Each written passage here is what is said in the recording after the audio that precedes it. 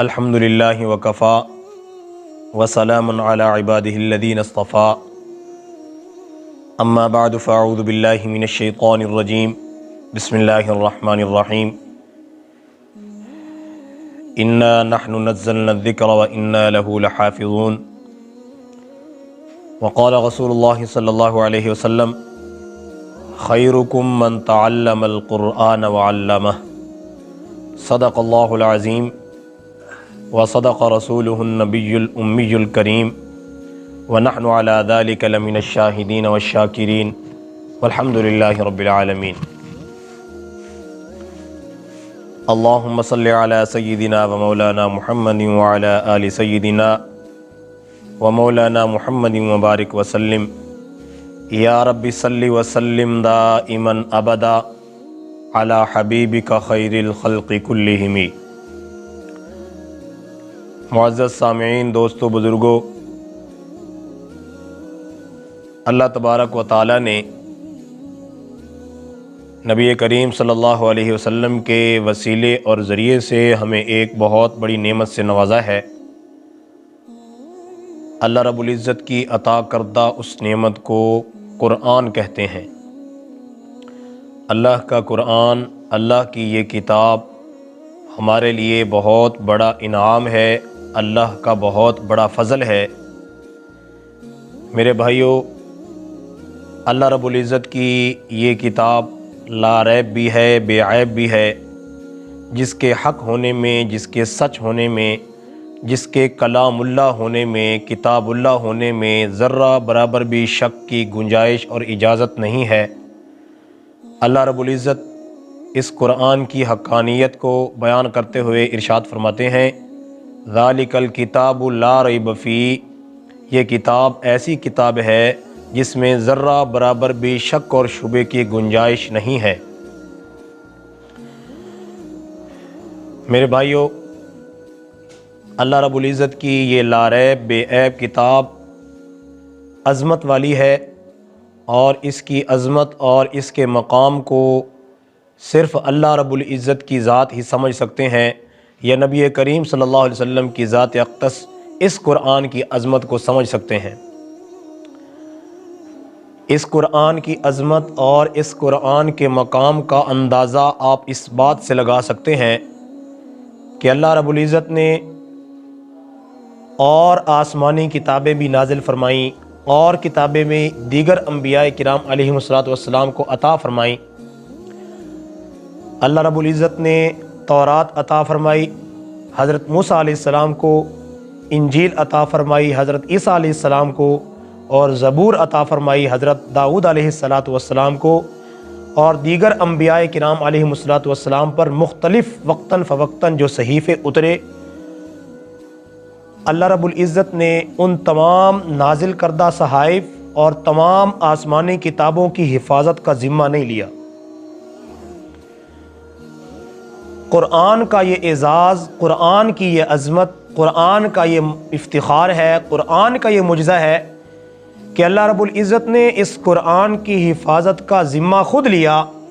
چنانچہ ارشاد فرمایا، انا نحن نزلنا الذکر وانا لہ لحافظون، کہ ہم نے ہی اس قرآن کو اتارا ہے، ہم نے ہی اس قرآن کو نازل کیا ہے، اور اس کی حفاظت کی ذمہ داری بھی ہماری ہے۔ اور اللہ رب العزت جب خود اس کی حفاظت کا ذمہ لے رہے ہیں، اپنی ذمہ داری قرار دے رہے ہیں، تو اللہ کا قرآن یہ بھی بتاتا ہے، ان اللہ لا یخلف المیعاد، کہ اللہ رب العزت اپنے وعدے کے خلاف نہیں جاتا،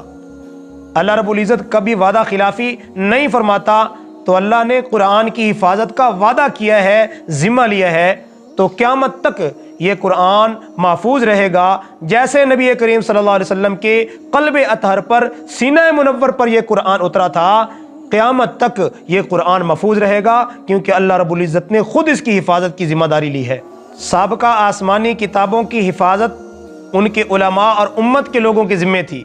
بِمَسْتُحْفِظُوا مِن کتاب اللہ، ان کو اس کتاب اور نازل کردہ آسمانی صحیفوں پر نگہبان مقرر کیا گیا۔ یہی وجہ ہے کہ تورات کے اندر تبدیلی کر دی گئی، تحریف کر دی گئی، اس کے الفاظ کو بدل دیا گیا، اس کے متن کو تبدیل کر دیا گیا۔ یہی حال انجیل کے ساتھ ہوا، اور ان ساری جو آسمانی کتابیں اتری تھیں ان کے اندر تعریف ہو گئی، رد و بدل ہو گیا۔ میرے بھائیوں، قرآن کا یہ اعجاز ہے کہ قرآن جیسے کا جیسا اللہ کے پاک پیغمبر صلی اللہ علیہ وسلم کے مبارک سینے پر جبریل امین اللہ کا کلام لے کے آئے تھے، ویسے کا ویسا محفوظ ہے اور قیامت تک رہے گا، قیامت تک یہ محفوظ رہے گا۔ اللہ رب العزت کا وعدہ ہے، حفاظت کا ذمہ اللہ رب العزت نے خود لیا ہے، تو اتنی عظمت، اتنا مقام۔ تو میرے بھائیوں، اللہ کی اس نعمت جو اللہ پاک نے ہمیں عطا کی ہے، ہمیں اس کی قدر کرنی چاہیے۔ اور یہ اتنی عظیم کتاب جس کے بارے میں اللہ کے پاک پیغمبر صلی اللہ علیہ وسلم ارشاد فرما رہے ہیں کہ اس قرآن کے ایک حرف کے بدلے میں اللہ پاک 10 نیکیاں عطا فرماتے ہیں۔ آپ صلی اللہ علیہ وسلم ارشاد فرماتے ہیں، میں یہ نہیں کہتا کہ الف لام میم ایک حرف ہے، بلکہ الف الگ حرف ہے، لام الگ حرف ہے اور میم الگ حرف ہے۔ کیا سمجھ آئی کہ جو ایک مرتبہ الف لام میم کی تلاوت کر لے اس کے کھاتے میں اللہ رب العزت 30 نیکیاں لکھ دیتے ہیں۔ تو جو روزانہ اپنا معمول بنا لے اس قرآن کی تلاوت کا، تو آپ اندازہ لگائیں وہ روزانہ کے اعتبار سے کتنی نیکیاں اکٹھی کر لے گا اللہ کے نبی صلی اللہ علیہ وسلم کے اس وعدے کے مطابق کہ ایک حرف کے بدلے میں، اس قرآن کی تلاوت کے ایک حرف کے بدلے میں اللہ 10 نیکیاں عطا فرما رہے ہیں۔ آپ اندازہ لگائیں، دنیا کی کوئی ایسی کتاب نہیں ہے، کوئی ایسا صحیفہ نہیں ہے جس کی تلاوت پر اتنی جو ہے نیکیوں کا وعدہ کیا گیا ہو۔ اس سے قرآن کی فضیلت اور بھی کہ جو قرآن کی صرف زیارت کر لے، اس قرآن کو دیکھ لے، چوم لے، سینے سے لگا لے، اللہ رب العزت اس چومنے کو، سینے سے لگانے کو، قرآن کی زیارت کو عبادت لکھ دیتے ہیں۔ تو اللہ کا کتنا بڑا انعام ہے ہمارے لیے میرے بھائیوں، اللہ کا کتنا بڑا انعام ہے کہ جس قرآن کو دیکھنا، جس کی زیارت کرنا، چومنا اور سینے سے لگا لینا بہت بڑا اجر کا باعث ہے، تو اس کی تلاوت جو ہے کر لینا کتنے بڑے ثواب کا کام ہوگا۔ اور تلاوت کے ساتھ ساتھ پھر اس کے معنی مفہوم کو سمجھ کے اس پر عمل کر لیا تو اور بہت زیادہ اجر و ثواب کا مستحق ہو جائے گا۔ اس قرآن کے پیغام کو آگے عام کر دیا تو اور زیادہ اجر و ثواب کا مستحق ہو جائے گا۔ تو یہ اللہ کا ہمارے لیے بہت بڑا فضل اور بہت بڑا انعام ہے جو اللہ رب العزت نے آقا کریم صلی اللہ علیہ وسلم کے ذریعے سے اس امت کو عطا کیا ہے۔ روایات میں آتا ہے کہ اللہ رب العزت نے اس کائنات کو پیدا کرنے سے جو ہے پہلے اس قرآن کو فرشتوں کی نورانی مجلس کے اندر، فرشتوں کی جماعت پر جو ہے اس قرآن کی تلاوت کی۔ تو جب فرشتوں نے اس قرآن کی تلاوت اور آیات کو سنا تو فرشتے اش اش کر اٹھے اور کہنے لگے کہ کتنی مبارک ہیں وہ زبانیں جو زبانیں اس قرآن کی تلاوت کریں گی،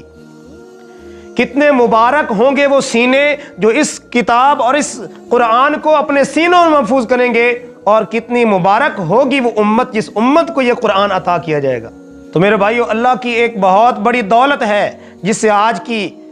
امت مسلمہ بالکل جس کو بھول چکے ہیں، پسے پشت ڈال چکے ہیں، اور اتنی بڑے عظیم جو قیمتی خزانہ ہے دنیا اور آخرت کا، بہت قیمتی خزانہ ہے، اس سے غافل ہو چکے ہیں۔ حضرت مولانا شیخ الہند محمود الحسن دیوبندی رحمۃ اللہ علیہ جب جیل کی رہائی سے واپس ہوئے، واپس تشریف لائے،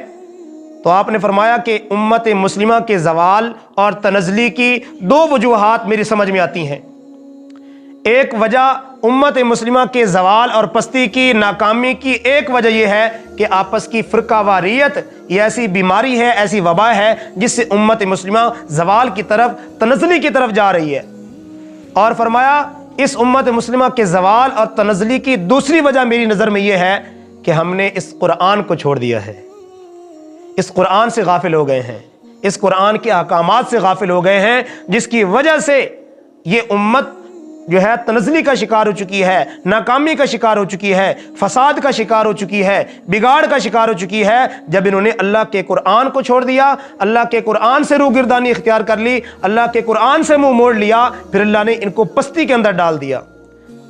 حدیث پاک کے اندر اللہ کے پاک پیغمبر صلی اللہ علیہ وسلم کا ارشاد ہے، ان اللہ یرفع بھی اقواما ویضع بھی آخرین، فرمایا کہ اللہ رب العزت اس قرآن کی وجہ سے بعض قوموں کو بلند مرتبہ عطا فرماتے ہیں اور بعض لوگوں کو اس قرآن کی وجہ سے اللہ پاک تنزلی کا شکار کر دیتے ہیں، پستی کا شکار کر دیتے ہیں۔ تو جس نے اس قرآن کو تھام لیا، سینے سے لگا لیا، اس کے احکامات کو اپنی عملی زندگی میں نافذ کرنا شروع کر دیا، وہ رفعت، بلندی اور بلند مرتبے پر پہنچ گیا۔ اور جس نے اس قرآن کو بھلا دیا، غفلت میں پڑ گیا، پسے پشت ڈال دیا اور اس قرآن کے احکام سے غافل ہو گیا، تو سمجھ لو اس حدیث کی روح سے وہ تنزلی کا شکار ہو گیا، وہ پستی کا شکار ہو گیا، وہ دنیا آخرت کے اعتبار سے ناکامی کا جو ہے شکار ہو گیا۔ تو اس لیے میرے بھائیو، دنیا آخرت کی کامیابی سمیٹنے کا جو حل ہے وہ اللہ کے قرآن کو تھامنا ہے،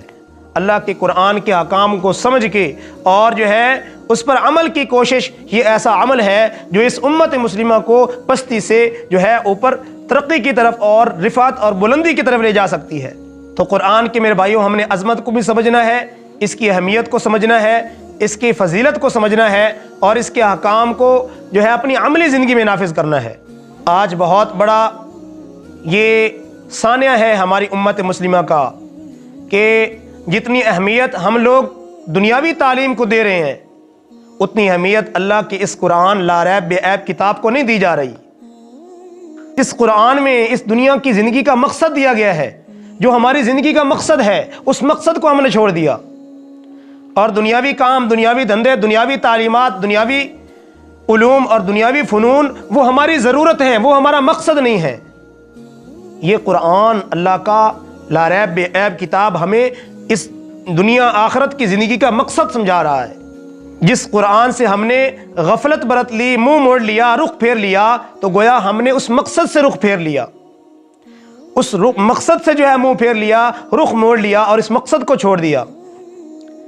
تو آج بہت بڑا سانیہ اور بہت بڑا بحران ہے اس بات کا کہ اس امت مسلمہ نے اس قرآن کی اہمیت کو سمجھنا چھوڑ دیا ہے۔ اللہ کے نبی صلی اللہ علیہ وسلم نے اپنی امت کو یہ تعلیم فرمائی کہ اس قرآن کو اچھے طریقے سے قرآن کی تلاوت کیا کرو، زین القرآن باصواتکم، خوبصورت لہجے، خوبصورت آواز کے ساتھ اس قرآن کی تلاوت کیا کرو، اور اقرأ القرآن بلحون العرب، آپ صلی اللہ علیہ وسلم نے فرمایا کہ عربی لہجوں میں اس قرآن کی تلاوت کیا کرو۔ تو اس قرآن پر ایمان لانا، اس کے جو ہے اس کی تلاوت کرنا، اس کے معنی مقصد کو سمجھنا اور صحیح درست طریقے سے اس قرآن کو پڑھنا واجب ہے میرے بھائیوں۔ آج ہمارے ہاں کیا ہوتا ہے کہ بس فرضی سا ایک دفعہ قرآن پاک کو ناظرہ پڑھ لیا اور پھر جو ہے نہ اس کو صحیح درست پڑھنے کی کوشش کی، نہ کسی اچھے پڑھانے والے سے اس کو درست کرنے کی کوشش کی، نہ پڑھنے کی کوشش کی۔ بس ایک دفعہ یہ ہے کہ قرآن کو ختم کر لیا، بس ایک نسبت ہو گئی کہ بھائی بس ہم نے قرآن پڑھ لیا ہے، ٹھیک پڑھا یا غلط پڑھا اس سے قطع نظر۔ تو قرآن پاک کو میرے بھائیوں درست پڑھنا یہ واجب ہے، اور قرآن پاک کو صحیح پڑھنا، اس کے تلفظ کو، ادائیگی کو، اور اسی طرح اس کے احکام کو، معنی مقصد کو سمجھ کے عملی زندگی میں نافذ کرنا، یہ قرآن کے حقوق ہیں ہمارے اوپر جو لازم ہیں۔ اللہ رب العزت سے دعا ہے اللہ پاک ہمیں اس قرآن کی عظمت کو سمجھنے کی توفیق عطا فرمائے۔ اور گزشتہ دنوں ایک بہت ہی دل خراش واقعہ پیش آیا، سویڈن کے اندر قرآن پاک کی توہین کی گئی، نظر آتش کیا گیا، قرآن پاک کو نعوذ باللہ جلایا گیا، بے ادبی کی گئی، توہین کی گئی۔ تو پوری امت مسلمہ اس سانے اور اس واقعے کے بعد بہت جو ہے غم اور پریشانی کے عالم میں تھی کہ اللہ کی اس لا ریب بے عیب کتاب کی اس قدر بے حرمتی کی گئی۔ تو ہمارے جتنے بھی مسلم ممالک ہیں، ان مسلم ممالک کے جو صاحب اقتدار ہیں، جو رہنما ہیں، انہوں نے بھرپور اس چیز کی مذمت کی کہ آزادی اظہار رائے کے نام پہ اس قدر جو ہے امت مسلمہ کی دل آزاری کرنا یہ بہت جو ہے قابل مذمت عمل ہے۔ تو میرے بھائیوں، جب کفار اور کافر طاقتیں ہمارے شاعر اسلام، ہماری جو ہے اس قرآن کی توہین کرتے ہیں، تو ان کے مقابلے میں ہماری یہ ذمہ داری بنتی ہے کہ جتنا وہ اس قرآن کو مٹانے کی کوشش کریں، ہم اتنا ہی اس قرآن کو اپنے سینے سے لگائیں، اتنا ہی اس قرآن کو زیادہ سے زیادہ دوسروں تک پہنچانے کی کوشش کریں، اس قرآن کی تبلیغ کریں، اس قرآن کی نشر و اشاعت کریں، تو جتنی کافر طاقتیں اس قرآن کو مٹانے کے در پہ ہوں تو امت مسلمہ کا یہ فرض ہے کہ وہ اس فرض کو نبھاتے ہوئے اس قرآن کی نشر و اشاعت جو ہے زیادہ کریں، اس قرآن کی تلاوت کو زیادہ کریں، اس قرآن کی تعلیم کو عام کریں، اس قرآن کی تعلیم کو جو ہے آگے پھیلائیں۔ تو آج اللہ کے فضل سے جگہ بجگہ قرآن کی تعلیم کے مراکز مدارس کھلے ہیں، لیکن افسوس کا مقام ہے کہ وہاں پڑھنے کے لیے کوئی جو ہے زحمت نہیں کرتا۔ اللہ رب العزت سے ہمیں دعا بھی کرنی چاہیے اور اس بات کا اہتمام بھی کرنا چاہیے کہ ہم قرآن پاک کو درست طریقے سے پڑھیں اور درست تلفظ سے پڑھیں، صحیح ادائیگی سے پڑھیں۔ اس عمل سے اللہ رب العزت بھی ہم سے خوش ہوں گے اور اللہ کے پیارے نبی صلی اللہ علیہ وسلم کی جو تعلیم ہے اپنی امت کو، اس پر بھی ہم عمل کرنے والے ہوں گے۔ اللہ رب العزت سے دعا ہے اللہ پاک جو کچھ کہا سنا ہے ہم سب کو اس پر عمل کی توفیق عطا فرمائے۔ وآخر دعوانا الحمدللہ رب العالمین۔ تمام حضرات سنت ادا فرما لیں۔